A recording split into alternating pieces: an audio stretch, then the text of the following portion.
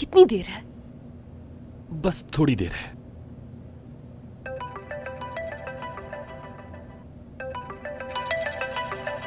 मुझे call attend करनी है, आप खामोश रहिएगा प्लीज।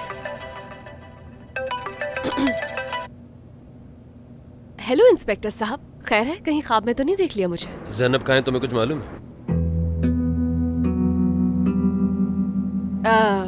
हाँ, मेरे साथ है। करीम का फोन आया था मेरे पास, और ये मुझे इन्फॉर्म किए बगैर तुम दोनों का कौन सा ऑपरेशन चल रहा है? कोई बड़ी बात नहीं है, कल ऑफिस आकर बता देंगे ना आपको। एक टिप मिली थी हमें, लेकिन सब झूठ निकला, तो इसलिए साथ टाइम स्पेंड कर रहे हैं। तुम्हें ही हैंडल करना इतना मुश्किल हो रहा था, ऊपर से तुमने अपने साथ ज़ैनब को भी मिला लिया। मेरी बात कराओ उससे। वो ड्राइव कर रही है। ठीक है, तो कान पे रख दो फोन। अभी हम टनल से गुजर रहे हैं, मैं बाद में बात करती हूँ आपसे। टनल तो मैं तुम्हें दिखाऊंगा।